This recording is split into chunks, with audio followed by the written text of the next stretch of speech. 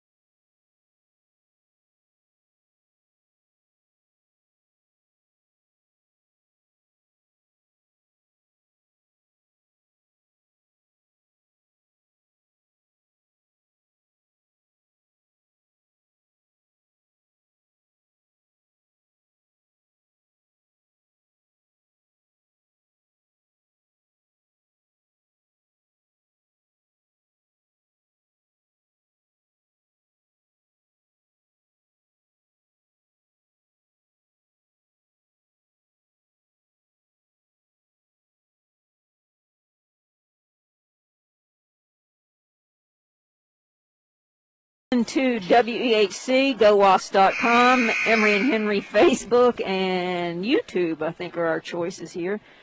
We're having today's basketball contest between Emory and Henry women's basketball and the visiting Wildcats from Randolph.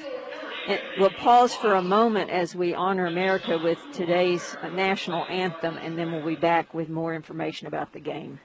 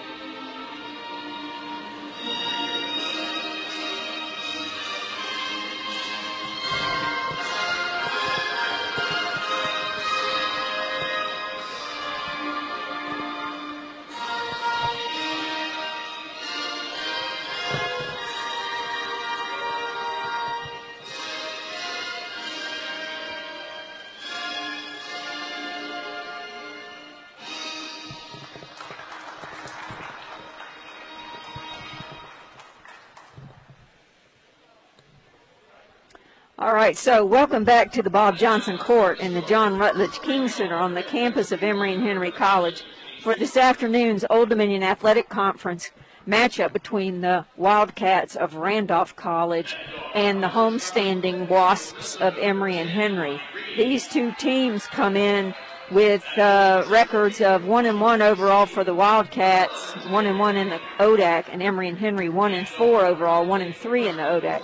Now I'm Joy Scruggs. Along with me is Ann Crutchfield. Ann, will you give us today's Randolph College starting lineup? Yes, starting for Randolph College, number 12, Kylie Stark, number 10, Imani Reed, number 11, Tanae Roman, and number 14, Cameron O'Neill, and finally number 25, Natalie Clark. Randolph is coached by Steve Lampert in his second season at Randolph College and assisted by Denise Chambers. For the homestanding Wasps, wearing the white uniforms with the Navy numerals, starting at guard, a 5'5" sophomore from Bristol, Virginia, averaging 6.6 points a game and 56% shooter from three-point range, number 5, Amaya Lee. Also starting at guard, a 5'9" junior from Abingdon, Virginia, averaging 5.4 points a game, 5.8 rebounds a game, number 20, Taylor Gilbert. A 5'10" senior from Whitfield, Virginia, averaging 7.3 points a game, 4 rebounds a game, number 22, Elizabeth Jones. A 5'2" senior from Mount Carmel, Tennessee, playing guard, averaging 7.4 points a game, 2.6 rebounds a game, number 32, Josie Salyer. And filling it up in the middle, a 6'2 junior from Sparta, North Carolina, with 12 points a game, 7.6 rebounds a game, shooting 52.4% from the field. Number 55, Alexis Hoppers. Emory and Henry is coached by Jacqueline Dickens in her second year as head coach. Assistant Sydney McKinney, Kyle Sensabaugh, and Antoine Van Buren. Randolph is wearing black uniforms with yellow numerals and comes in today's contest having only played 2 games so far. They had their first game canceled against Roanoke. So hopefully Emory and Henry's game experience will prove to be an advantage for them in this afternoon's contest. It's important that Emory and Henry try to get a win today. They've had a hard time here the last 2 or 3 outings, and so I know they're glad to be back home and trying to get a victory in the conference today. So Alexis Hoppers controls the tip, gets it to Lee.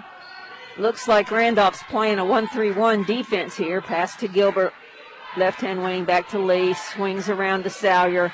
Salyer looks down low, can't get it there, swing around the perimeter, gets it inside to Hoppers. Hoppers tries to make a move, now hands off to Jones. Swing around the perimeter, Salyer, right-hand baseline. She dribbles back out, 9 on the shot clock. Lee swings to Gilbert, left-hand wing, 5 on the shot clock to Salyer. Salyer tries to make a move, tries to put it up, gets it blocked. Shot clock horn goes off, but the ball was already in Randolph's possession as Reed brings it up. Swing across the perimeter, Stark. Now baseline to back to Reed. Step out is O'Neal to Reed on the right-hand wing. Goes off a ball screen back to the top. Tries to hit the roller. Can't hit her, but it's picked up by her teammate, O'Neal. Now back to the top, 5 on the shot clock. Reed just dribbles, puts the shot up, hits off the backboard, and Hoppers for Emory and Henry controls the rebound. Lee gets it to Salyer. Hopper's going to take that 3. One of these days she's going to make that 3 in transition, but today is not it so far, as we're still knotted at 0 at the beginning of this contest. Reed with the ball up top for the Wildcats. We set up with 4 on the perimeter. Swing to the left to O'Neal. Back top to Stark. Stark dribbles, crosses over, now gets it to Reed on the left-hand wing. She puts up the high arcing shot, won't fall. Another rebound by Hoppers.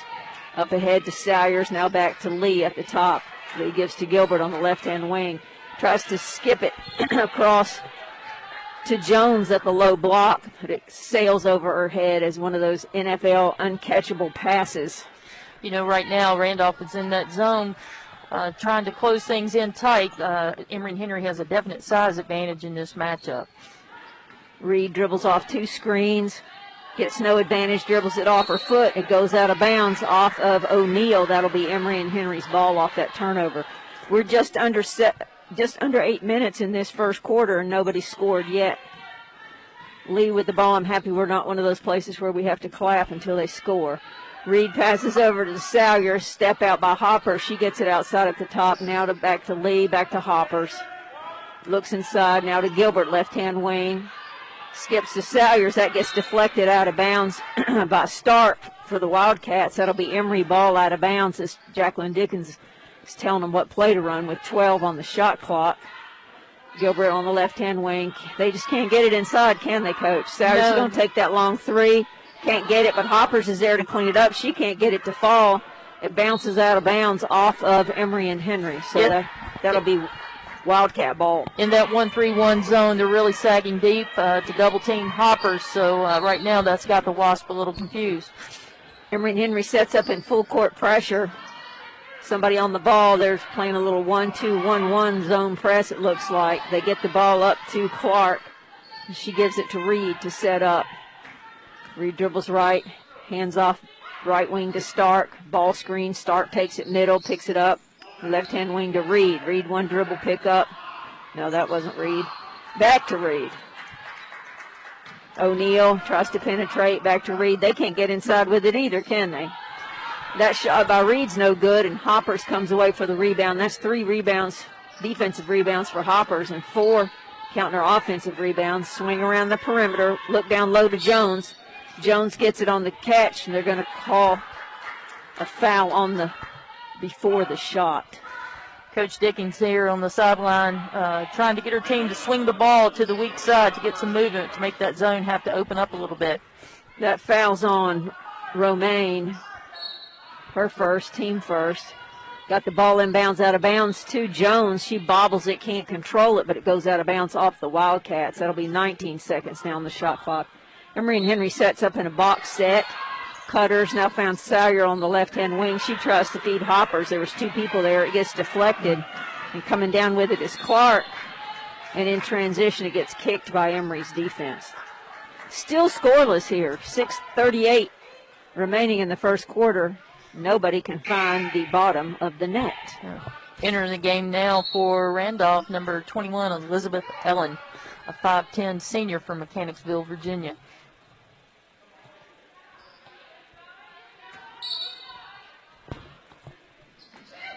Emery and Henry playing 2-3 zone off the inbounds. 25 seconds on the shot clock.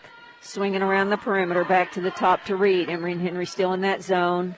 Right-hand wing, back to the top, just standing and looking at it. Now finally somebody cuts to the high post. They feed her. O'Neal, she gives it back to Reed. That was a lot of passing around for Reed to finally to settle for that shot. Hoppers with, I think, her fourth rebound. Fifth rebound. That's her fourth defensive rebound. Emery and Henry swings around the perimeter. Both teams stymied here on offense. Lee with the ball, tries to attack. Sawyers, now Gilbert, left-hand wing, gives it to Jones on the step out at the baseline. She swings it across. Court pass to good cut. Lee and finds Sawyers on the cut. She lays it in and finally breaks the scoreboard open for the night. 5:50 remaining. Emery and Henry leads 2-0. Reed with the ball up top being guarded by Lee. Lee could take her. Step out, give the ball to Stark. She tries to make a move, doesn't have it. O'Neal with the ball on the right-hand wing goes against Jones. They're going to call Jones for riding her as she made her attack. You know, in that previous play against that zone, Emery and Henry finally reversed the ball to the weak side, which is what Coach Dickens has been trying to get them to do for the last 2 or 3 possessions, and it paid off.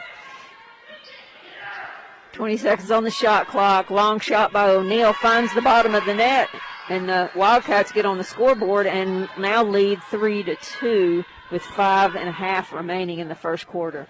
Lee sets up. Sawyers on the right-hand wing. They're looking inside. Can't get it to Hoppers. Sawyers at the high post. Lee with the ball on the right-hand wing. Sawyers steps out, gets it. Jones at the high post, tries to feed it low to Hoppers. Hoppers makes a move. She's deadly on that left block, isn't she? She is. That's her home there, right there on that left block. 4-3. Emery and Henry leads 5 minutes remaining. Stark tried to make a move, and Lee came in for the back tap and stripped her. Step out. Gilbert now to Lee on the right, left-hand wing. She gets it down low to Jones. Jones tries to make a move. She walked. She made a move, then she made another move. That's right. We've got time out here on the floor. Emery and Henry leads with 4:46 remaining, 4-3. Well, they've got Hoppers with 4 rebounds. You were right, but I could have sworn I counted 4 on the defensive end and that one stick back. But, hey, we got to go with what they say, don't we? You know, it'd be really helpful against that zone if Emery and Henry could hit a couple of outside shots to open it back up inside for Jones and for Hoppers. Right now, Randolph is just playing off those outside shooters and double-teaming both post players inside.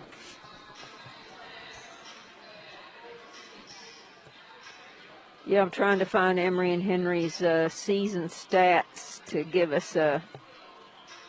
see if I can get that pulled up here. Yeah, for the season,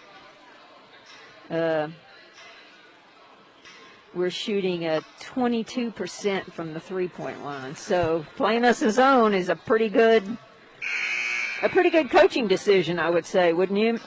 Certainly. You want to make Emery and Henry do what they're not comfortable doing if you're Randolph, and that's trying to make a three-point shot. Emery and Henry has really struggled from behind the arc so far this season.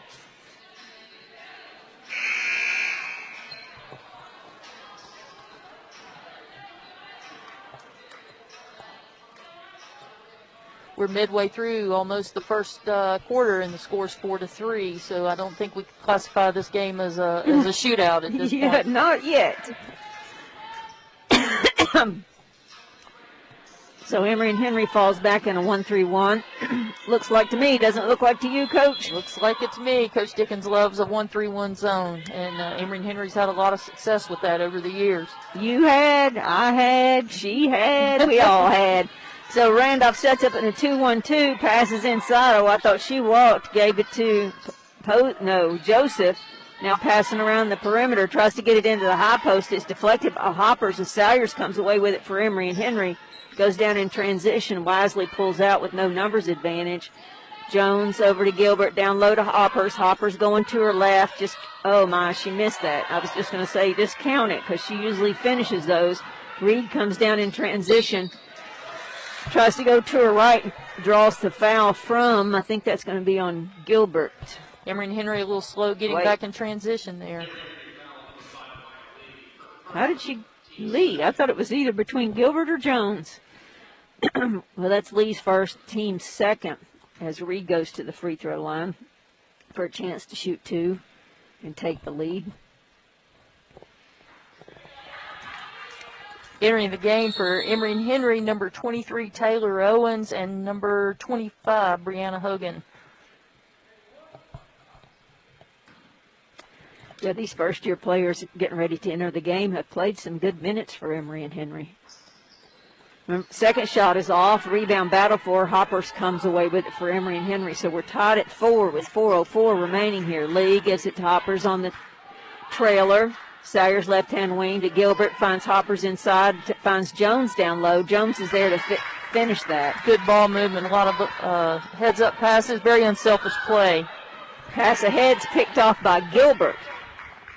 Gilbert brings it down in transition, pulls out, now dribbles around, goes right baseline, gives it to Jones. Jones to Lee at the top. Oh, I think you could get it into Hoppers right now. And they do. Hoppers gets it, kicks it out to Salyers. Salyers' three-point attempt on the way and finds the bottom of the net. Finally, good shot there for Josie Salyers and a good kick out by Alexis Hoppers. 9-4, Emory and Henry leads with 3:20 remaining. Reed with the ball up top, swings over to Ellen, back to Reed. Ellen is her last name. 14, O'Neal on the right baseline.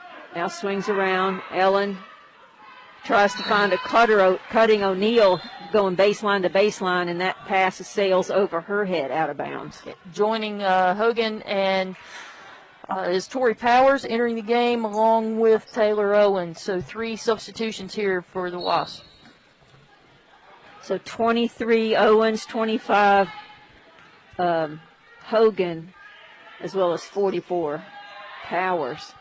Powers steps out, looks down low to Hogan. That ball's deflected, and out with it comes the Wildcats. Clark, pass ahead, three-point attempt. No, that's not a three-point attempt. Long shot, though, from the corner by Ellen is no good.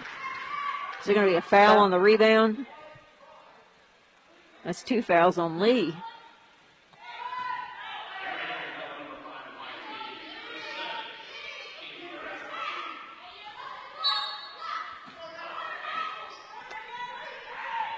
Two-three zone out of bounds. So they stayed in a 1-3-1. No, they're in a 2-3. Swinging around the perimeter. Stark with it on the right-hand wing. Now gives it up top to O'Neal. O'Neal's three rims out. Pass ahead in transition to Powers. Powers picks it up, gives it to Lee. Lee cuts, penetrates, gets nothing, kicks back out to Powers, dribbles around, gives it to Sayer on the left-hand wing. Now to Owen. Lee inside, Powers. High off the rim, Powers is able to finish that. 13-4 now is the Emory and Henry lead. They were so focused on Hogan there on the right block. It opened it middle up for Powers to be able to make that shot. Make that 11-4. Emory and Henry lead. Emory and Henry playing 1-3-1. The Wildcats passing around the perimeter. Now they find a cutter inside. Her floater won't fall. Emory and Henry, though, can't corral the rebound, and it goes off of Emory and Henry underneath the Wildcats basket. There's 9 seconds remaining on the shot clock. Okay, entering the game for Emory and Henry, number 3, Claudia Frost. Number 10, Imani Reed returns for Randolph, and I'm sorry I didn't see that other substitution. Yeah, I don't know who it was either. There's another long shot by O'Neal's no good. The rebound's tracked down by Sayers in the corner. Emory and Henry's lead is 11-4 as Salyer sets up the offense here against the 1-3-1 defense. Gets it at the high post to Powers, kicks it out to Frost. Back to Powers at the high post. She penetrates, tries. Oh, that should have been a jump ball. That should have been a jump ball. So Powers tried to penetrate. Now she did and got up in the air. The defender put their hand on the ball. She came back down with it, and that's what Coach Dickens is talking to the official about. You're right, Coach D.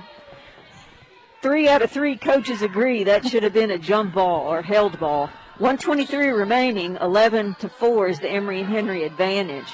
As the Wildcats pass to around the perimeter, Salyers caused a little interference there, but they are able to handle it. Romaine gets it up top, now gives it to O'Neal in the right-hand corner. Emory and Henry traps her there. She tries to dribble out of it and dribbles on the baseline. I believe that's what the call is. I tell you, number 44, Tori Powers, doing a good job on the back of that 1-3-1. You have to be able to cover a lot of ground, run sideline to sideline, and she's doing a good job back there.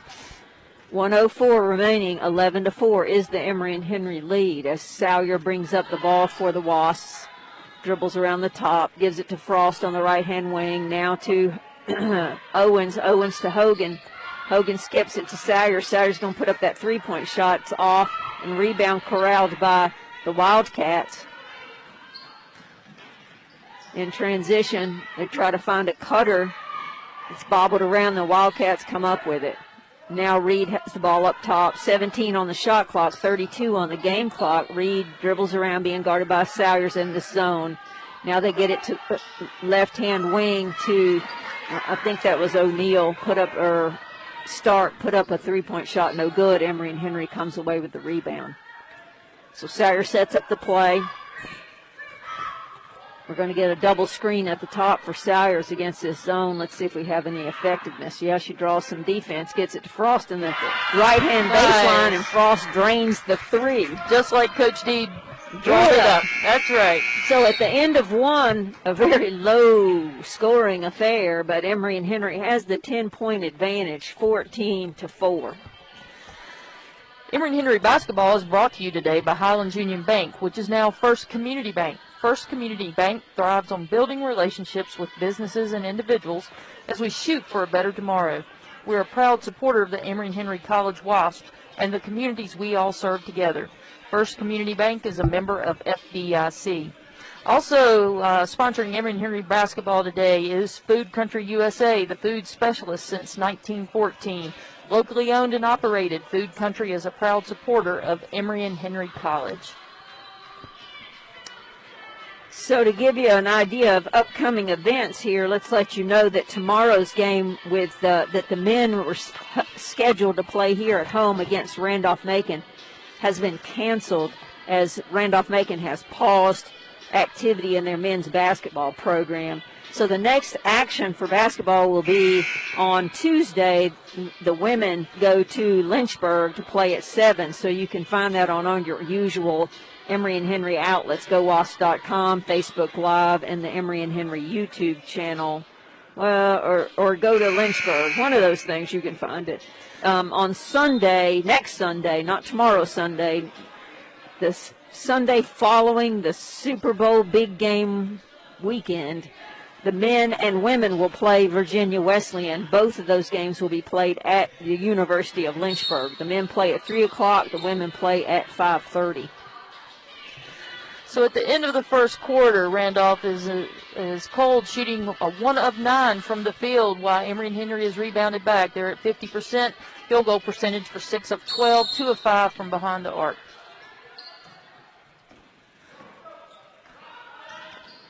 Ball into Reed. She finds it in the corner. That's a good place to attack, but she's not able to put it up. Clark, then she gives it back to Reed. Her runner won't fall. Then it goes out of bounds. Ooh, I thought that was off of her. I thought it went off Romaine. If we had a red flag, I think we would look at that one again, Coach. Yep, we would. So it went off of, must have gone off Emory and Henry because it's Wildcat ball underneath their basket. Ball comes to the top to O'Neal, swings it to the left baseline, back to O'Neal. She's going to launch the big three. And, man, that came about a quarter of the way down the rim and came out. And Hogan's there for the rebound, and the foul's going to be called on somebody on Randolph. foul was on Natalie Clark, number 25 for the Wildcats. So Emory and Henry leading by 10, 14-4. As Sire dribbles it down, gives it to Frost in the corner. She finds Hogan at the short corner, out to Owens. She attacks, doesn't have anything. Now to Powers up top. She dribbles twice, gives it back to Sayers. 12 on the shot clock. Frost tries to find Hogan down low and lofts it in there, and it's easily picked off by Reed. In transition, Reed gives it over to Stark. Stark back to O'Neal. O'Neal in the corner. Can't see who that is. And is that Reed? No. Turnover was on number 12, Kylie Stark. That's number 11. I can't read. Romaine tried to make the cross-court pass. It goes out of bounds.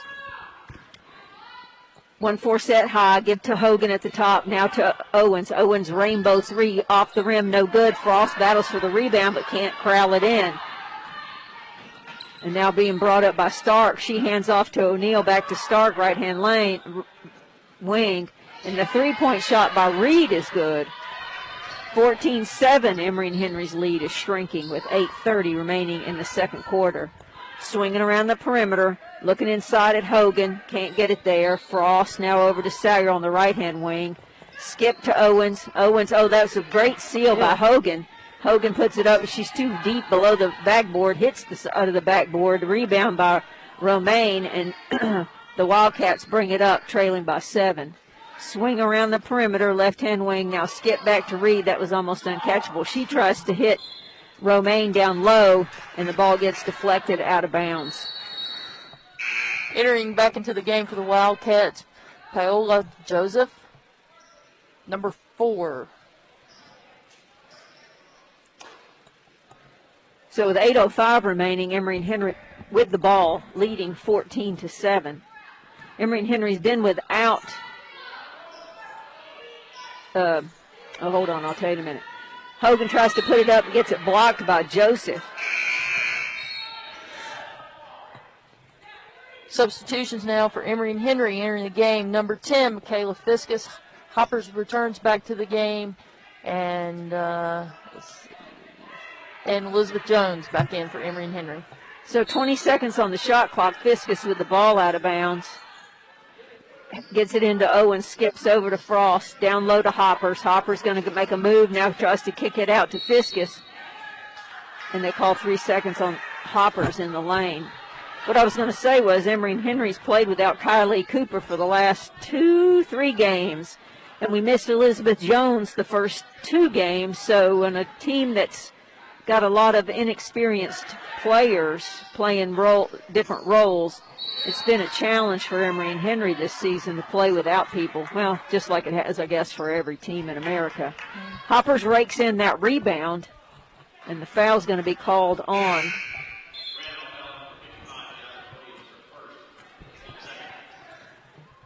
That's on Jasmine Williams. Why did they put 55 up there? There is no 55 for...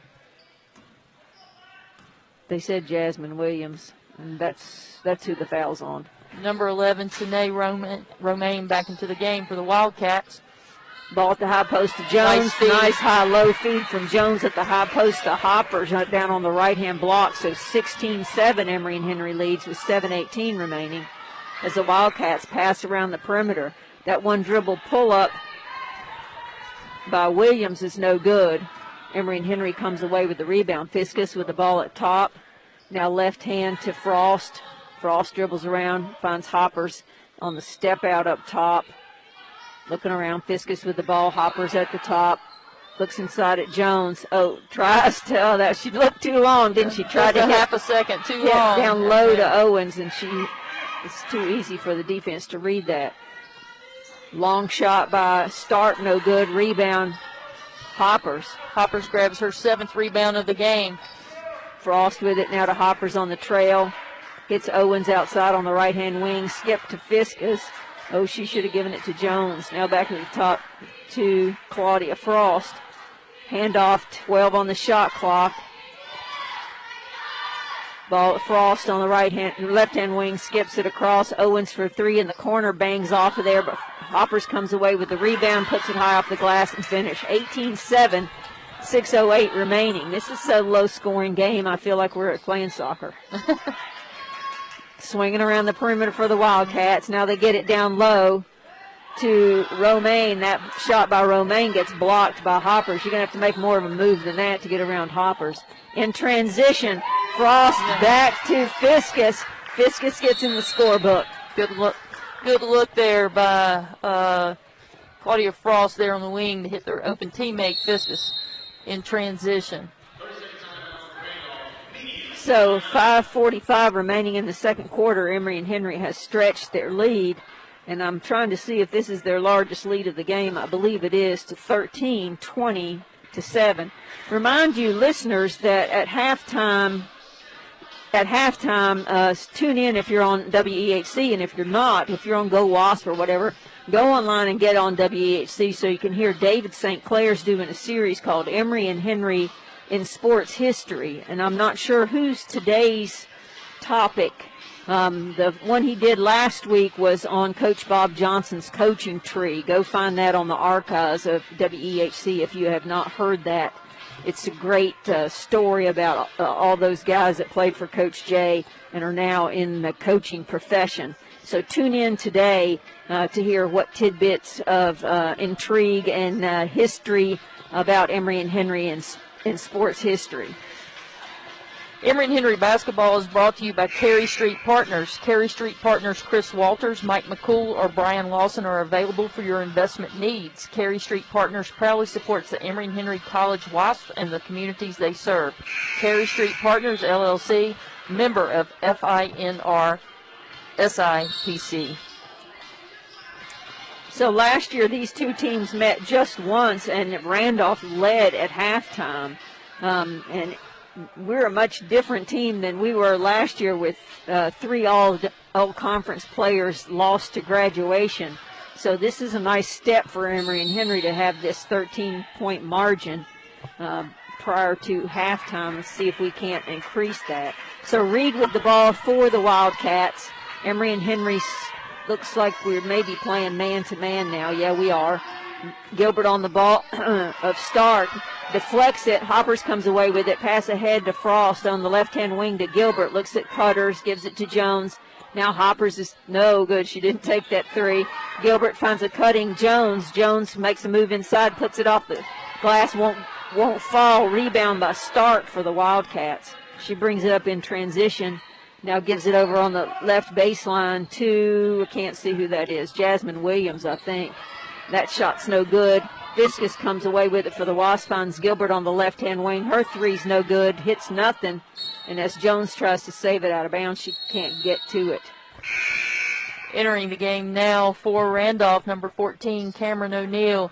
Coach, you made reference to the fact that Emory and Henry lost 3 all-conference players last year, and that's been one of the things. I had a conversation with Coach Dickens this week that this team is really trying to find its identity. And so quite a bit of adjustment. You lose 80% of your offensive firepower. It's hard to put that back in one recruiting class. So Wildcats were just passing around the perimeter while we weren't telling you what was going on, and they take a long shot there. I think that's O'Neill put that up. Hits the front of the rim. No, that was Stark. Bangs out of bounds. Well, we didn't have a 55 on our roster, but there is a 55 playing. But it's Jasmine Williams who we were giving all that credit for 55 fouls to. Fiskus around the top. Now to Gilbert. Back to Frost at the top. Finds Jones. She slings it down low to Hoppers. And Hoppers easily lays that in from the left-hand block. 4:20 remaining. 22-7. Emory and Henry's been on an 8-0 run here. Now they're playing a 2-3 zone, it looks like. Don't you think, Coach? It's a 2-3. Swinging around the perimeter. Got it down low. Now sling it back out to Reed. Now to Stark. I thought she walked. Stark picks up her dribble.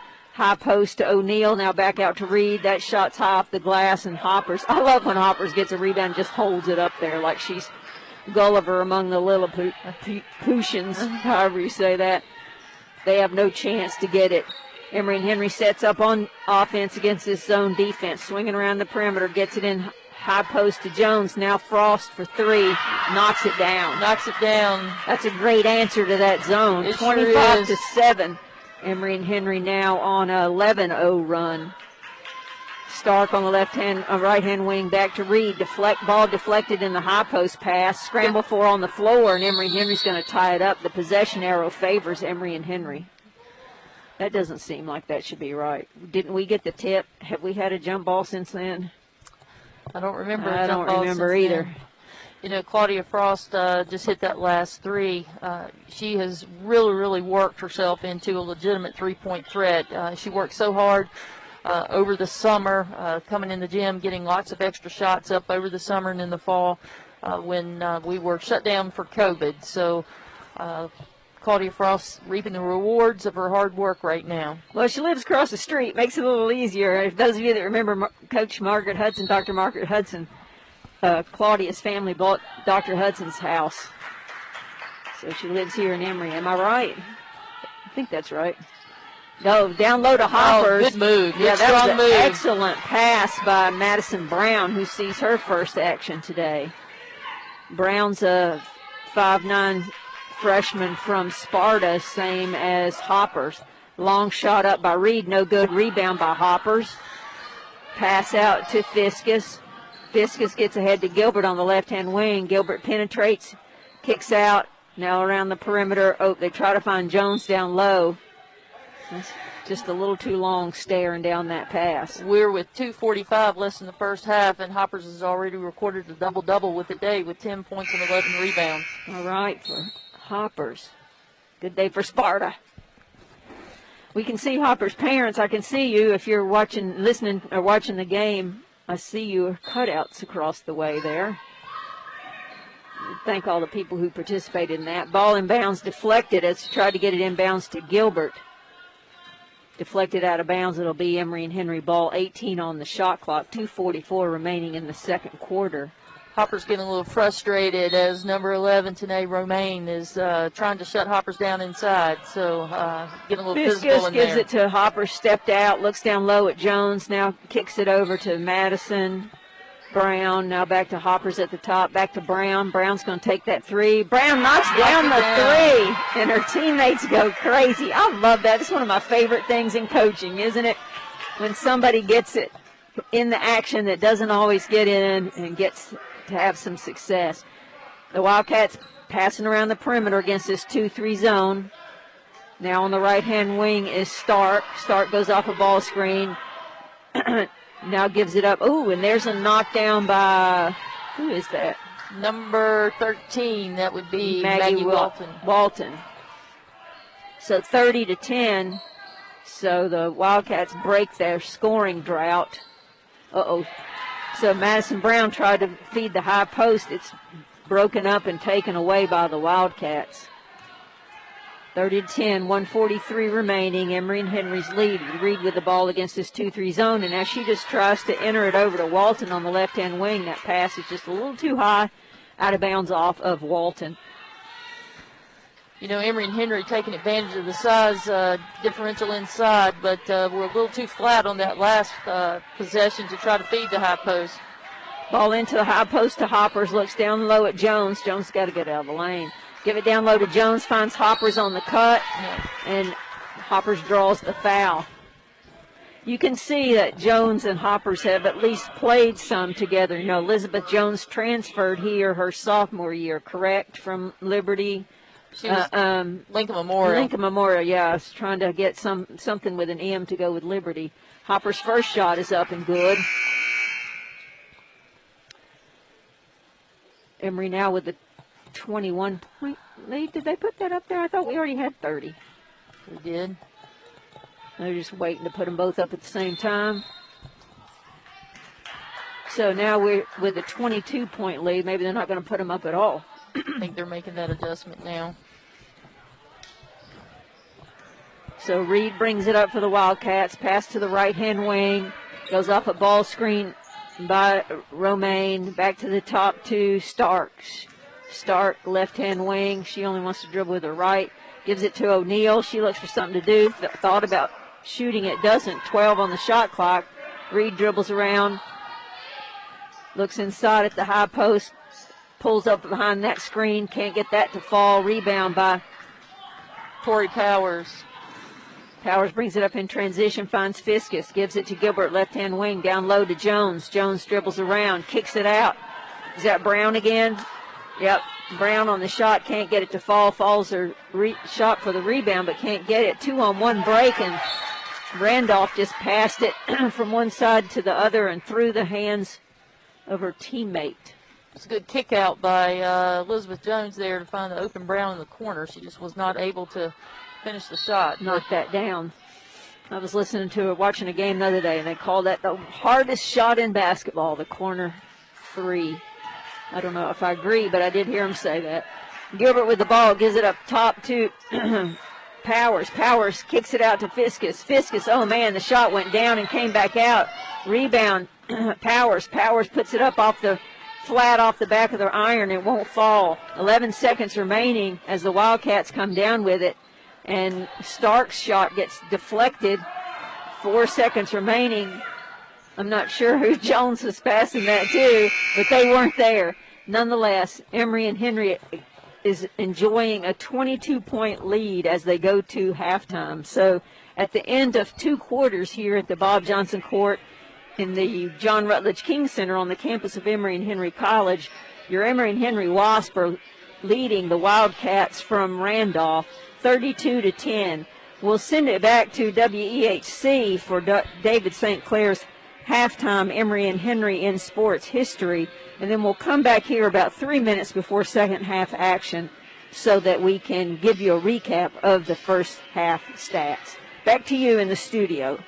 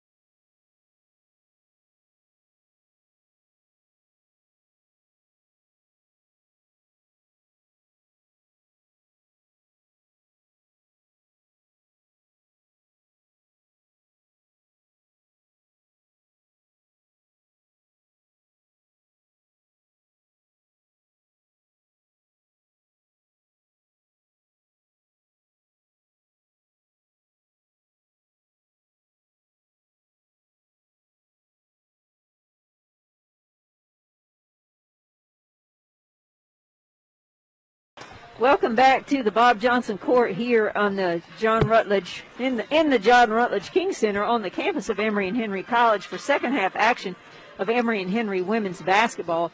We'll look at some halftime stats. Coach, anything there that jumps out at you? Yeah, the one thing that stands with me is number 55, Alexis Hoppers. Alexis has already recorded a double-double on the day with 12 points and 11 rebounds.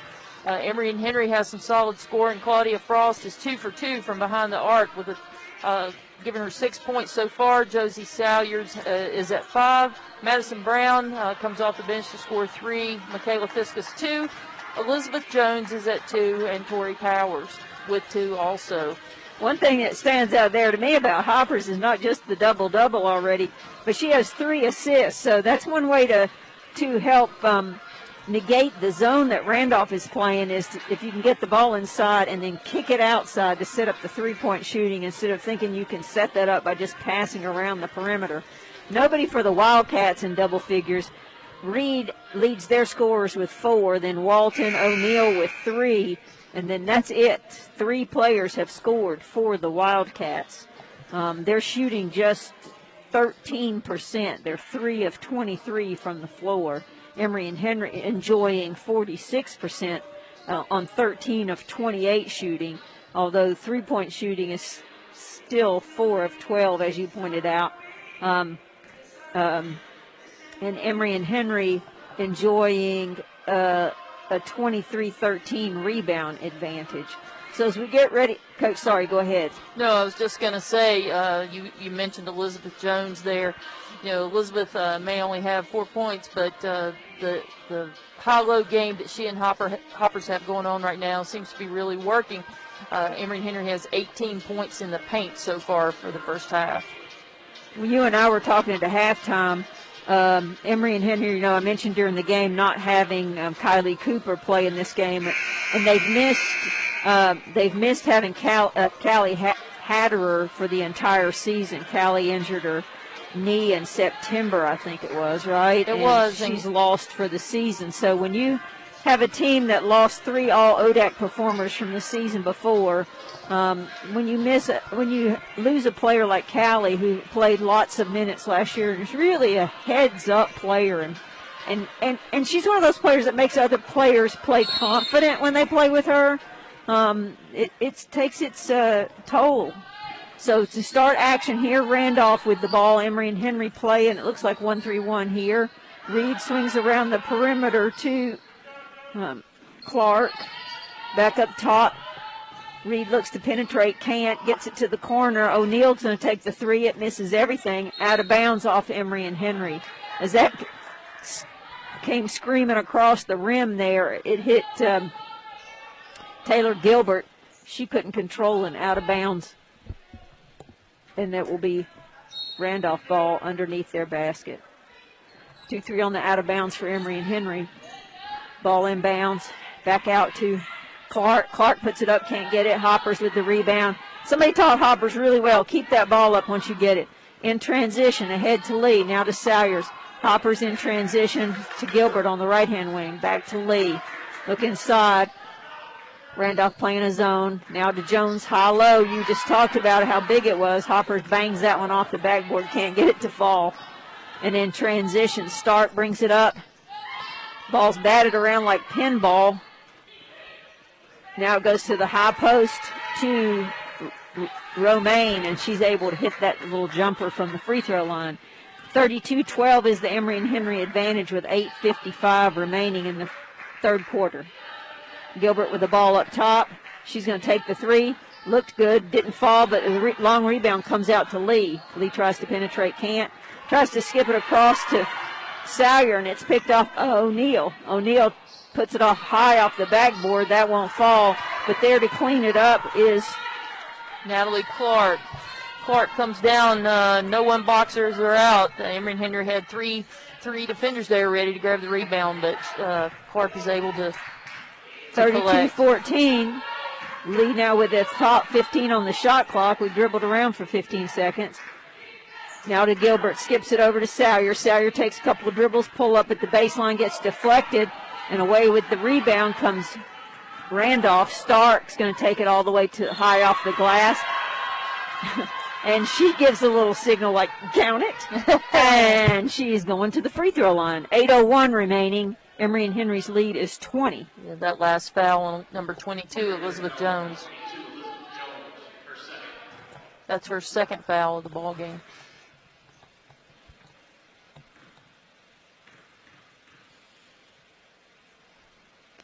And that shot is up and good by Stark. So Randolph slicing into what was a 20-point lead for Emory and Henry, 32-17. Lee with the ball on the right-hand wing, top to Salyer, finds Jones at the high post. Jones down low, to Hoppers. Hoppers just cuts from right block to left block, and Jones finds her now with a little full-court pressure. Emory and Henry gets a deflection, but Randolph remains in control. Ball down low to Clark. She penetrates, bobbled around, now back outside. She falls on the floor with it. Down low to Clark, out to Reed. Reed penetrates, kicks. That's a lot of ball movement for the Wildcats. Now to O'Neal on the left-hand wing, and she knocks down the three. 34-20. They've sliced the Emory's 20-point lead to 14 with 7:17 remaining. Gilbert directs traffic from the right-hand wing, tries to get it to Lee in the corner. It's deflected out of bounds by Stark. Gilbert will have the ball out of bounds for Emory in front of their bench. Emory and Henry playing offense, if you're familiar with the campus, on the railroad track end of the King Center. Gilbert looks inside, does not make the entry pass there. There's 20 on the shot clock. Down low to Hopper. She's double teamed, kicks out to Salyer. Salyer's three's on the away, and it's no good. Rebound by Reed. Reed in transition gives it up to Stark. Stark penetrates to O'Neal. She takes one dribble, thinks about the three, doesn't. Reed takes a dribble, puts up the floater. It bangs off the backboard, and away with it comes Elizabeth Jones for Emory and Henry. Jones skips across to Lee, now down to the right-hand corner to Salyer, down low to Hoppers. Hoppers tries to make a move. Pass. Oh, man. Hoppers got it on the right-hand block. Elizabeth Jones cuts down the left-hand side of the lane. Hoppers could have taken it up, but she finds Jones and gives it to her. Jones draws the foul. Yeah, that was a textbook give and go right there. Elizabeth making a good hard cut to the basket, able to draw the foul. 34-20, Emory and Henry's 20-point lead now down to 14 with 6:33 remaining. Elizabeth Jones with a chance to extend that lead back up, and boy, the ball hit every part of the rim there just about before it dropped through. 35-20. Jones has 5 assists on the day so far. Probably all to Hoppers. And that second shot by Jones will be wiped out by a lane violation. Emory and Henry picking up full court 1-2-1-1 press with Jones on the ball for the Wasps. They get the ball in bounds, try to set the trap, can't get it.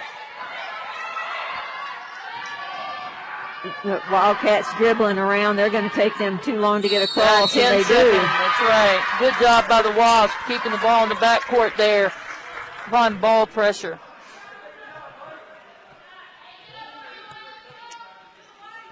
Yes, some rule changes since my day of coaching, and that's one of them. That gives you a chance to press and make something happen in 10 seconds. Swinging around the perimeter now to the high post to Jones. Jones tries to take the shot, doesn't. Kicks out to Lee on the right baseline. Her three doesn't draw anything. And the rebound by O'Neal for the Wildcats. Pass ahead to Stark. Stark looks to attack. And Josie Salyers is going to get called for the block.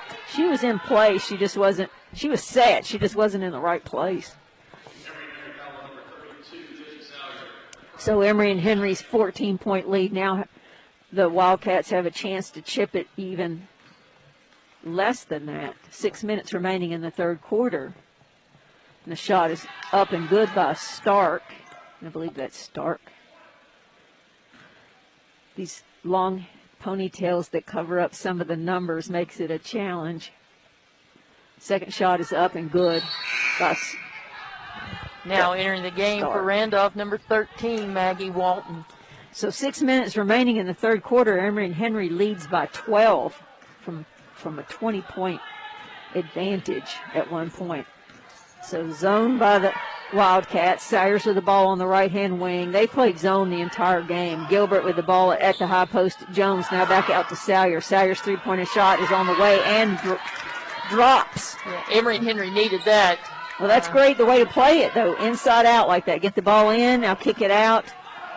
Now the Wildcats break Emory and Henry's press.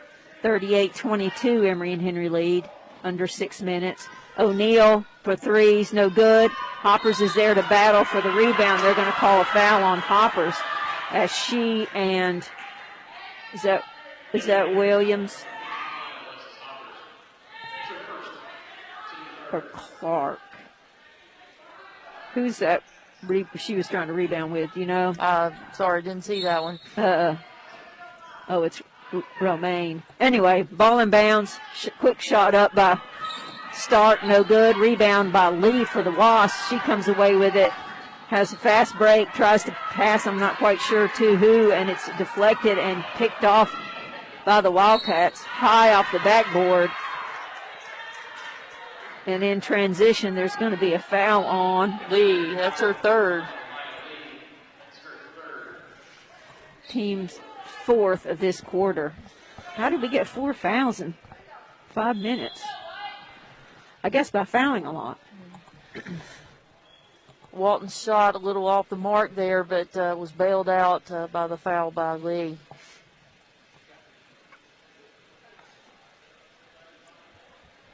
So with 5:08 remaining, 38-22 is the Emory and Henry advantage. Somebody's bleeding or needs some sort of medical attention here on the sideline, it appears.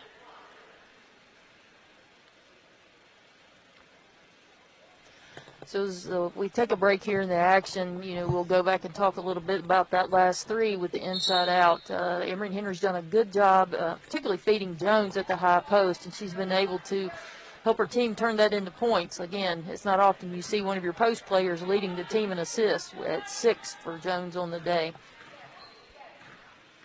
And Hoppers has 3, so there's 9 right there. Shot up by Romaine is no good.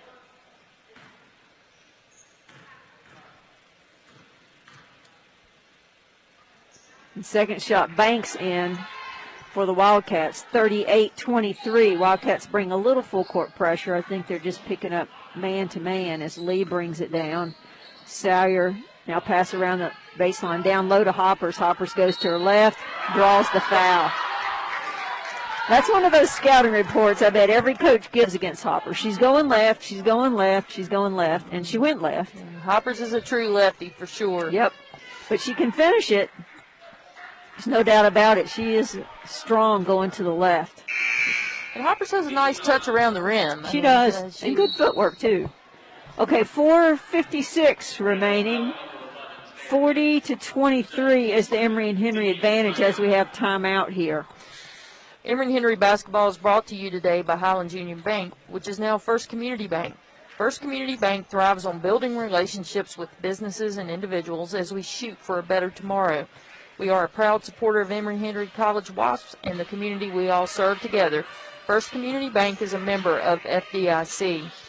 Emory and Henry basketball is also brought to you today by Food Country USA, the food specialist since 1914. Locally owned and operated, Food Country is a proud supporter of Emory and Henry College. So when you look at today's game, our post players, Hoppers and Jones, have 9 assists between the two of them. Our point guard has 1. Josie Salyers has 1. She plays up there some too. Josie Salyers, sorry, with no S. Maya Lee filling in at the point guard position, a transfer from King University and a graduate of Virginia High just down the road here in Bristol. So she's been a nice addition to the Wasp here since the Christmas break. So Hopper's at the line. In for Emory and Henry now is number 23, Taylor Owens.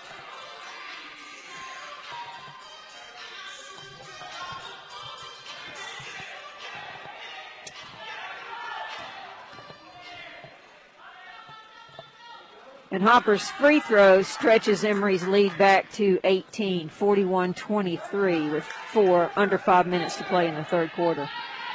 Reed sets up, being guarded by Gilbert. Penetrates, tries to float a pass down low, opposite block, and it's deflected and picked off by Emory and Henry. Salyers brings it up.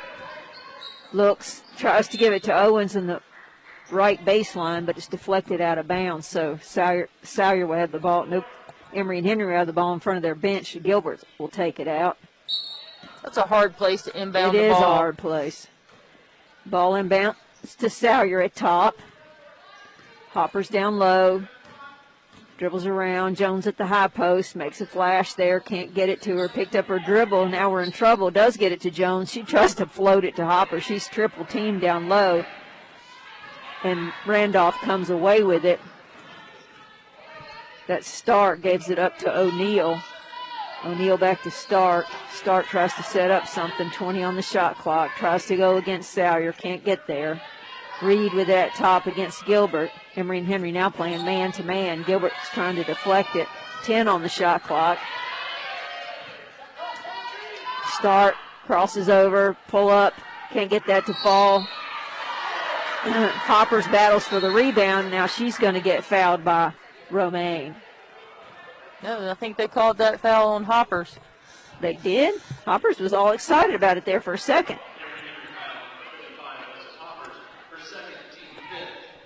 That's the same thing they called it last time. Yeah, that's 5 fouls. We're going to shoot now. Some of the players were acting like we were going to shoot, and some of them acting like they were going to take the ball in bounds. That would have not been a good combination. Yeah, the last thing Emory and Henry wants right now is to send Randolph to the free throw line to cut into this lead while the clock is stopped. So Romaine at the line to shoot 2. That first shot's up and glances the first to the rim and won't fall in. 3:50 remaining in the third period. Emory and Henry leads 41-23. Second shot up and bangs off the back. No good. Rebound bobbled for and brought in by Jones. Gives it up to Gilbert. Gilbert's about to get double teamed if they can't catch her. Owens in the right-hand corner swings around now to Gilbert in the left-hand baseline. Shot no good. Rebound brought out by the Wildcats. Reed brings it up. Swings it back. O'Neal at the top for 3, and that shot's good. Call that foul. It looks like on 23, Taylor Owens on the box out there. So another break for the Randolph Wildcats right now as they get a chance for a 5-point play. Oh my, 3:23 remaining.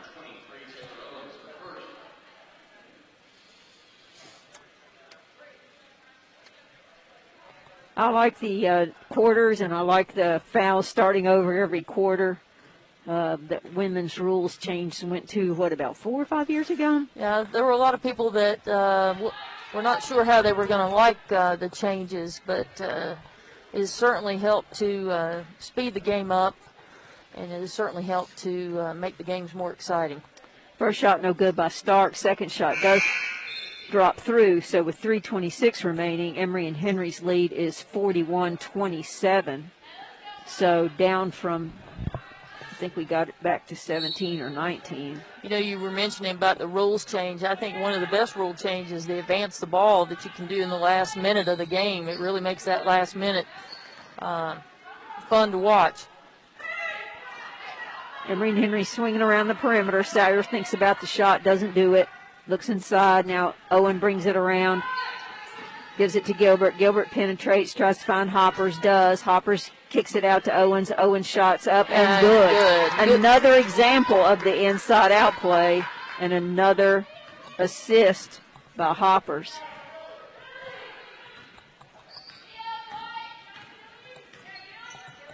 Reed gives it up. Now down low to Romaine. She kicks it out to O'Neal. Back to Reed on the right-hand wing. Reed dribbles around, facing this man-to-man defense. Spin move, double team. And Josie Salyers ties it up. Josie Salyer. I'm sorry for those of you whose names I get the S's on the wrong ones. That was a heads-up play by Josie to be able to tie that ball up and give the possession back to Emory and Henry. 2:33 remaining. Emory and Henry leads the Wildcats 44-27. Salyer with the ball up top, now to Owens, down low to Hoppers. Hoppers makes a move, tries to give it to a cutter, can't get it there. But Gilbert's there to pick it up and lay it in. So she couldn't get Hogan, but Gilbert's there to fix that play. 46-27, Emory and Henry stretches their lead out to 19, playing man-to-man defense. Oh, I thought she walked. As Stark made her move, and then Emory's going to get called for the block. Entering back into the game for Emory and Henry, number 3, Claudia Frost, and 44, Tori Powers. And for Randolph, number 21, Elizabeth Ellen. Hoppers and Gilbert come out for Emory and Henry.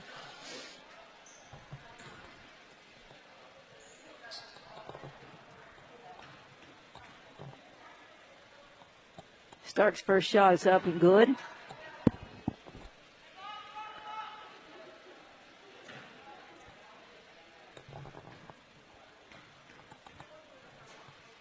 And second shot by Stark is up and good. 2:02 remaining. Emory and Henry's lead 46-29. You know, I kind of like having the scores table on the other side of the bench. It does make It's it not easier as to crowded. keep up with, I know. It's just not crowded like it is. You're on top of each other. You don't have enough room. Emory and Henry looking to get the ball inside. Salyer with it on the left-hand wing, looking down low at Hogan. Finds Owens at the high post. Owen puts that in. Nice shot by the freshman.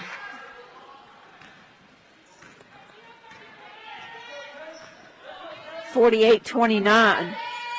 1:35 remaining third quarter. As Stark dribbles around, now finds Joseph on the little slip screen there, and Joseph finishes for the Wildcats. 48-31, Emory and Henry advantage. Salyer with it at top. Owen on the right-hand wing. Now back to Salyer. Salyer tries to look inside at a cutter at the high post. Nobody there. Owen, right-hand wing. Now she finds Frost at the high post. Frost kicks it out to Salyer. Salyer down low to Hogan. Hogan tries to make a move, does. Puts it up, gets it blocked, but draws the foul. And one of the best things about it, look who was there to finish it off if the foul hadn't been called. Tori Powers came streaming in from her position on the perimeter to get the rebound for the stick back. You know, Brianna Hogan that's at the line now. I've been really impressed by watching this young lady coming in as a freshman. Super hard worker, but really has some strong post moves down there, plays really physical, and I think that's something Emory and Henry definitely needs after losing the crew from last year. Second shot by Hogan is good. She missed on the first one. 55 seconds remaining in this third period. 49-31, Emory and Henry advantage. Stark with the ball up top.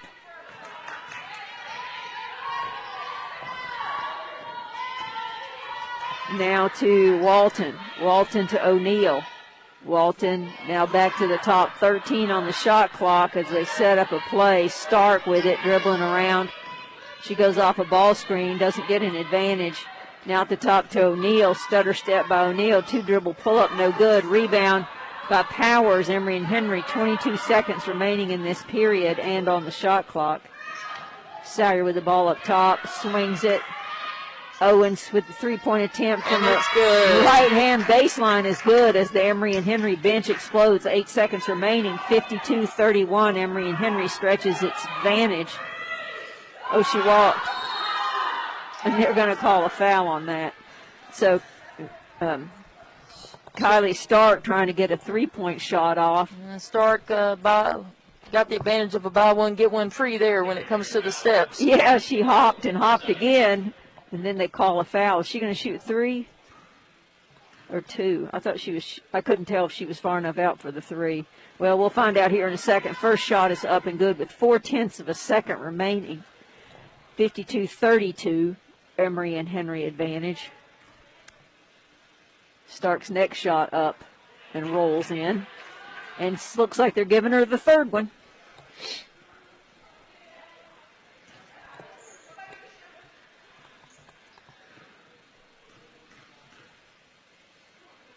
Randolph pulls everyone back to avoid a transition bucket here. So at the end of 3, Emory and Henry holds the 18-point 52-34 advantage, if my math serves me correctly. So looking at some stats here, Emory and Henry shooting 48% for the game. That's a little up from our average on the season where we've been at 41%.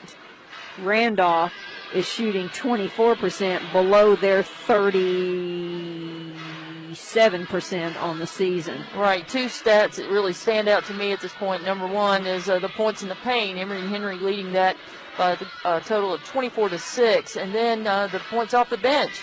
Emory and Henry has 22 of their points today from substitutions coming into the game, where Randolph only has 6.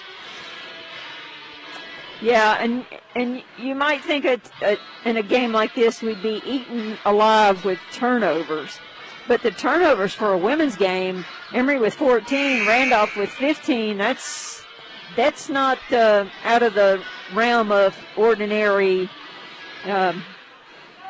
I don't need to add another word there. Total rebounds, Emory and Henry has an 8 rebound advantage over the Wildcats. But yeah, and you would think Randolph playing a zone, we would not have the points in the paint advantage that we do. But as you've pointed out, we've had some great passing from post to post and working the ball inside out, getting the ball inside to a post player, having them kick it out. It has been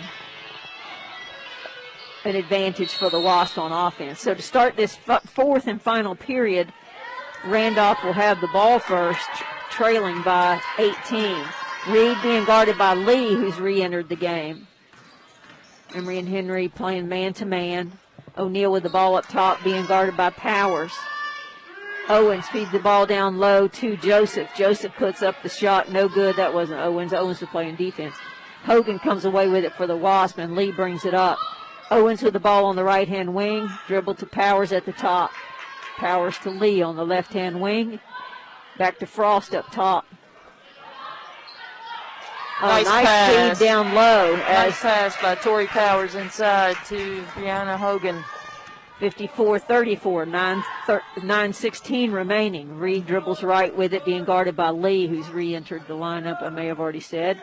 Ball at the top to Stark. Stark makes a move, kicks it out. That shot's no good by Ellen. But the Wildcats are able to track down the long rebound. Reed with the ball up top. Now to Ellen. Ellen dribbles around, goes off the ball screen. Oh, that's Ellen with the ball now. Deflected by Powers for Emory and Henry. She comes away with it on a 2-on-1, goes to the left, and is able to finish that.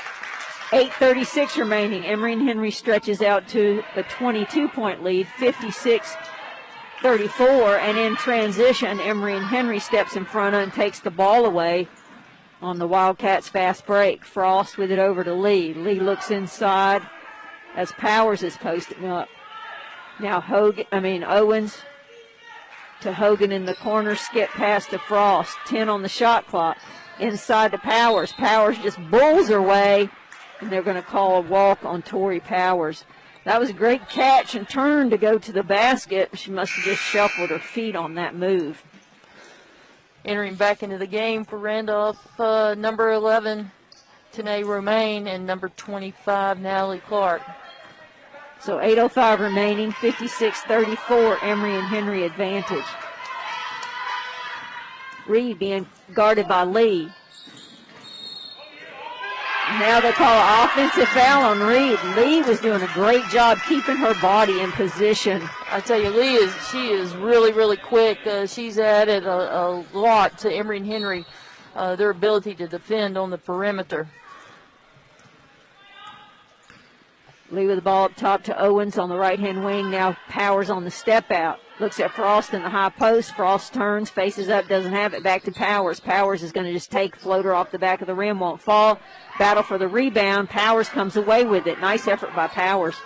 Powers penetrates. That's more dribbling than I want to see her do. Owens with the ball goes baseline and gets deflected out of bounds. 7:30 remaining in the fourth quarter. We've had this discussion before, Coach, about post players dribbling. Ball out of bounds, 13 on the shot clock, goes inside to Owens. Owens dribbles around, gives it to Frost. Frost down low to Powers, kicks it out to Lee. 3-point attempt on the way from the left-hand wing by Lee will drop. 7:15 remaining, 59-34. Emory and Henry's advantage now stretched to 25. Reed being guarded by Lee. Now up top to Clark. Clark to Stark. Her 3-point attempt from the left baseline hits off the top of the backboard. Lee brings it up, gives it to Frost. Frost head fake, one dribble, two. Now gives it back to Lee. Owens with the ball up top, looks down low to Hogan. Hogan's there. Hogan gives it to Frost. Frost finishes from the high post. Hogan working hard down low. 6:40, 61-34. Frost almost picks that one off. It's deflected on the entry pass from Reed to the right-hand wing, and it ends up going off out of bounds off the Wildcats. You know, Hogan working hard on that low block down there. And it's hard for post players. Sometimes when they're working, they know they're open, but a lot of times just that ability to post hard and draw the defender opens up the lane for someone else. Yeah, even though you don't get it, you're doing your job. You may get frustrated that I'm working hard and they're not giving me the ball, but it's still working. Oh, I just saw Hogan and Romaine shake hands like, I don't know what was going on, but we're good with it. And in for Emory and Henry is Walter. She kicks it out to Frost. Frost's 3-point attempt won't go. And on the effort to track down the rebound, Frost is going to get called for a foul here. That's Frost's first personal of the game. So Emory and Henry in man-to-man. Ball on the wing for Stark for the Wildcats up top to O'Neal. Please don't let her shoot another three. Reed being guarded by Fiskus. Ball down low, deflected, but still gets inside to Romaine. Now back out. Reed's going to take the three off the front of the iron, and Powers comes away with it, trying to dribble it in traffic. It gets deflected, and Walters and I'm not sure, somebody from the Wildcats ends up on the floor with it. It was funny. It came rolling out of there like a rugby scrum, and Reed just picked it up like, it's mine. But it's too late. The whistle had already blown. You mentioned Tori Powers there. You know, Tori's not a flashy player. She's not one that really stands out when she plays, but she does a lot of little things well, and before you know, she scored 10 and had 3 or 4 rebounds and had a pretty good night. And that was a good feed by her inside to Hogan, who can't get it to fall. 61-34, 5:35 remaining. O'Neal with the ball up top, gives it to Clark. Clark one dribble now to Reed on the left-hand wing. That's Stark, one dribble, and now back to Reed. Reed's three's no good. Rebound battled for, and there's Powers, like you're saying. Great effort by her, and the foul will be on the Wildcats. You know, Tori played high school basketball at Gate City for Hall of Fame member from Emory and Henry women's basketball, Kelly Housewright. So it's no surprise that she comes to Emory with a good skill set. And replacing her in the lineup is somebody. No, that's Madison Brown in for her. Walters with the ball up top. Finds Fiskus. It's good to see these young players playing together. This is how the crew we have playing now. Inside to Hogan, not there. Walters tried to put it up. It gets deflected away. And now Fiskus is there to pick it up. Now that's, Fiskus. 3 on the shot clock. Rebound. Oh, there's an injured player here. Got an injured player from Randolph under the basket. So what I was trying to say, well, I should have been telling you what was going on the court. You know, these players that are playing for Emory and Henry now, or should be, like Hatterer, Gilbert, Salyer, Jones, all those guys played these late game minutes when they were sitting behind Taylor Blevins and Tessa Johnson and that whole, 2 years ago when we graduated, 6 players. And they played these late game minutes. And one of the things that I noticed about them when they were playing those late game minutes is how well they played together. A lot of times when you get those late game minutes, it just turns into, nothing. Yeah. And they played well together, and I thought this core is going to be essential.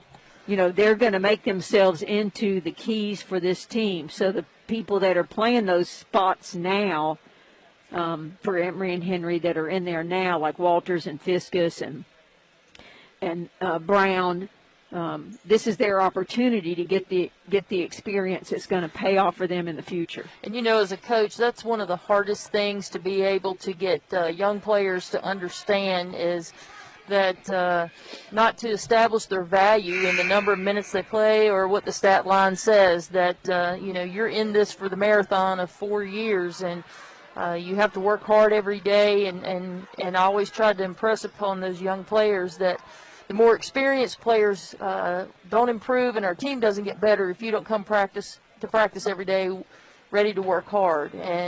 But that, I think, is when I look back at my coaching days, is probably one of the hardest things, is to explain that to a young player, that your value is not always measured in minutes. Well, and also, too, like, you may be a freshman and another freshman's playing a bigger role than you are, so why am I not getting to play that role? Mm-hmm. All right, so 20 seconds on the shot clock. Emory and Henry ball out of bounds underneath their basket. Fiskus passes it in to Frost.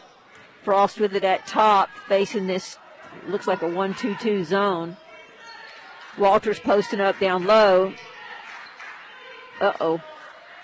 Looks like Hogan wanted Brown to cut, and Brown stood her ground there at the high post, so we throw the ball out of bounds. 4:37 remaining. Emory and Henry's lead, 61-34. Now we have a timeout on the floor. Emory and Henry basketball is brought to you by Cary Street Partners. Cary Street Partners Chris Walters, Mike McCool, or Brian Lawson are available for your investment needs. Cary Street Partners proudly supports Emory and Henry College WASP and the communities they serve. Cary Street Partners, LLC, member FINR SIPC. Coach, you were mentioning some of these young players. One of the things that Coach Dickens has done an excellent job of is recruiting the strong players from our area. I mentioned Tori Powers from Gate City. On the floor right now, you have Sarah Walters, who attended high school in nearby Abingdon. You've got Claudia Frost here from Holston High School, and Michaela Fiskus, number 10, who is from Rural Retreat and had the opportunity to play for her father. But also you have Amaya Lee and Taylor Owens, who were teammates at Virginia High. So I think that's always a good sign when the players in your backyard want to attend your school. I think that shows a great culture and really reflects well on Coach Dickens and her staff. Exactly. We know it because we're here and we live it, but those of you who don't know it, it really is a family, and it's a great tribute to the coaches and the athletic department here. So in for the Wildcats as they pass the ball around the perimeter. Now Reed has it on the right-hand baseline up top to Joseph. Joseph makes a move, puts it up against Walters. That's high off the backboard and rim, no good. And on the rebound, Fiskus, I think, is going to get called for that foul. Yes.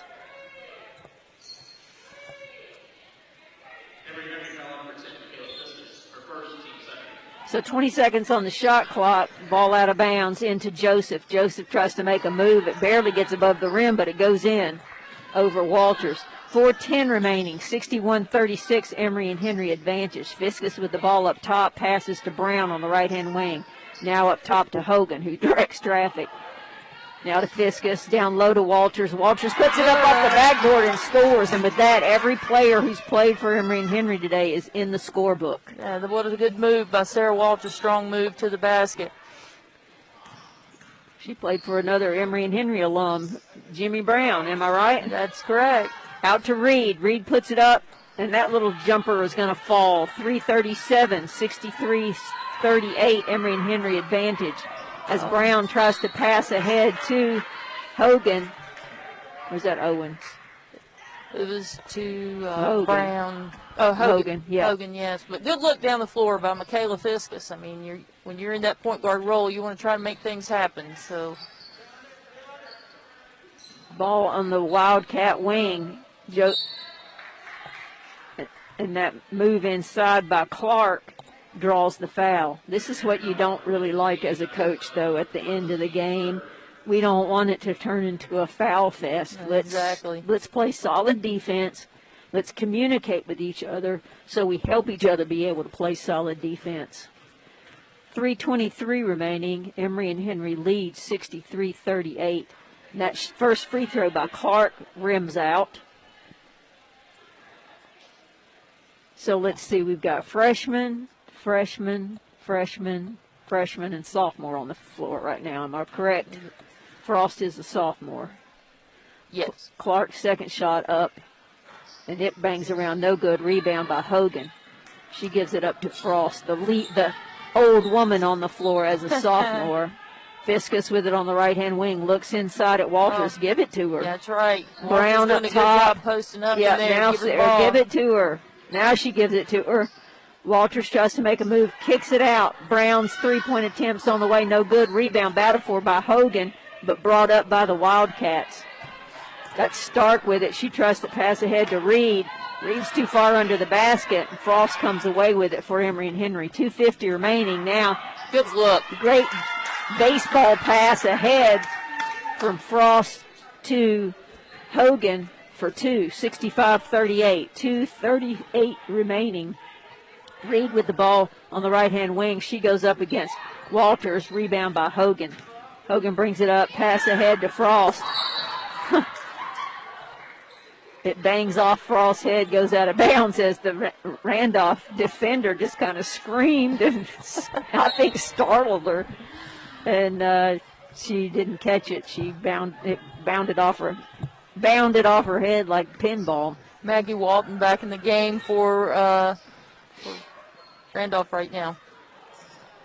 That three-point shot by Clark's no good. Rebound battled for. Walters can't hold on to it. Back out now up to Stark. Stark over to Clark. And now crossover. Fiskus is just going to take it away from her. Fiskus goes in, fakes her, misses it, tries to go up again, and then gets called for the walk. And the Emory and Henry bench went crazy when Fiskus made that little move. Her defender left her feet like she was going to swat it out of here. Randolph passing around the perimeter. That's Walton with the ball. And she gets it picked again by Fiskus. Comes up with it. This time she's going to go a little stronger. Puts it high off the glass and it still won't fall. Good Walters is there, tries to put it in. Can't. Pass ahead to Stark. Stark shot no good. Hogan comes away with it. And then there'll be a foul on Clark on the rebound. If I'm Michaela Fiskus, I want to know who put the lid on the basket. I don't know. Poor Fiskus. Well, I know what it's like to be, how tall they list Fiskus, 5'2"?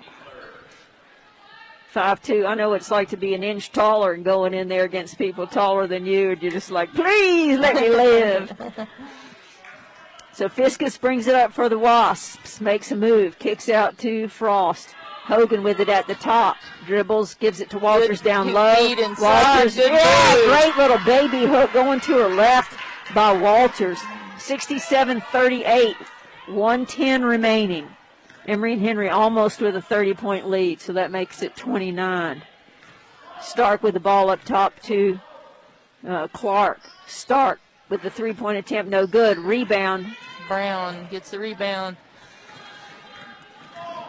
You know, we talked last night about Micah Banks being the spark plug for our men's team. I can see Brianna Hogan starting to fill that role for the women. Great kick out by Walters, and a three-point shot is good by Hogan. Walters returns the favor on the next trip down the floor. And another post player records an assist on the day. I'm all about those post player assists. 35 seconds remaining. Emory and Henry lead 70-38, and Randolph is going to call timeout for a substitution.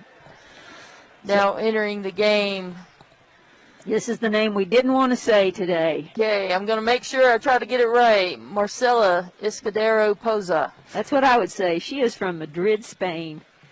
First year, 5'7" guard. So if you're listening from Spain, hola. So here we are. Ball inbounds, 30 seconds remaining. High post, kick out. Now back up top to Clark. Clark on the wing to Poza. Now on the right-hand wing, now high post to O'Neal. O'Neal knocks that down. O'Neal's been a scorer for them today. 19 seconds remaining. Emory and Henry's lead is 30. Coach Dickens tells them get it across and then just hold on to it. So that's going to wrap it up for today's game with Emory and Henry and Randolph. Emory and Henry will go to 2 and 1. No. 2 and 4. Excuse me, and 2 and 3 in the ODAC. So at the end of 4, Emory and Henry's coaches wave, and the two teams wave at each other. And these COVID days, Emory and Henry leads by 30, wins by 30, 70-40. So let's give you a little wrap-up of stats.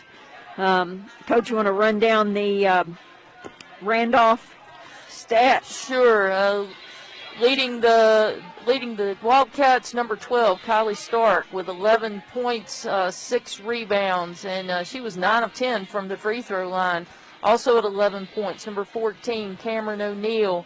And Monty Reed, number 10, had 6 points for the Wildcats, while Joseph and Walton both got in the books with 4 today.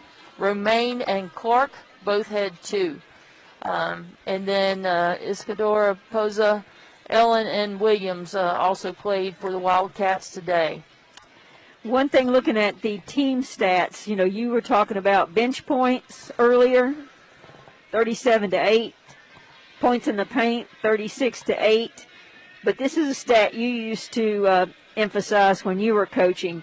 Emory and Henry had 22 assists on 28 made field goals. So it was great teamwork today. We've talked about it a bunch and talked about our players with assists. Alexis Hoppers with 4. Elizabeth Jones with 6. Tori Powers with 3. Claudia Frost with 3. And almost everybody that played, but 2 players had an assist today. So usually you're looking at like who scored, but there's a huge indicator of teamwork for today's game. That's been a trademark of Emory and Henry for a while, is that it's unselfish basketball, and when you get 22 assists on 28 made baskets, it's hard to defend that if you're the opponent. So that's a positive sign for Coach Dickens. I think they can feel good about their effort today and look forward to building on that before the next game, which will be on the road against Virginia Wesleyan, I think it is. Tuesday, actually, they're going to play at Lynchburg. That's right. And then they will take on the 14th, Virginia Wesleyan. Our men and women's team will be involved in a doubleheader against Virginia Wesleyan. University of Lynchburg hosting both Virginia Wesleyan and Emory and Henry for that matchup. So let's run down the Emory and Henry players for today, finishing with a double-double. Alexis Hoppers on 7 of 11 shooting, 12 rebounds, and 4 assists for 17 points. Claudia Frost finishes with 8 points on 3 of 4 shooting, 2 of 3 from 3. Taylor Owens with 8 points, Brianne Hogan with 8, Josie Sawyer with 8. Sarah Walters finishes with 4 points, 4 rebounds. Tori Powers with 5 rebounds, 4 points. Amaya Lee with 4 rebounds, 3 points, and 3 assists. I believe that's right. No, 3 fouls, sorry. Madison Brown finishes with 3 points, as does Elizabeth Jones, Michaela Fiskus with 2, and Taylor Gilbert with 2. So if I had to pick our player of the game today, I'm going to pick Alexis Hoppers. Hops, it's got to be. It's Hops. She had a double-double at halftime and finished today with 12 rebounds, 4 assists, 3 of 3 from the line. She's the obligatory 0 of 1 for the three-point line, but 7 of 11 shooting for 17 points. I know Mom and Dad Hoppers watched. I'm not sure they're listening at this point, but nonetheless, congratulations to our player of the game, Alexis Hoppers. So thank you for tuning in, whether you're on WEHC or whatever method of tuning in you do. We'll see you back here again for a home game on Thursday night as the men take on Guilford at 7 o'clock. So for Ann Crutchfield, I'm Joyce Gruggs. We want to say thank you for everyone for tuning in. And back to WEHC from the Bob Johnson Court in the John Rutledge King Center on the campus of Emory and Henry College. Go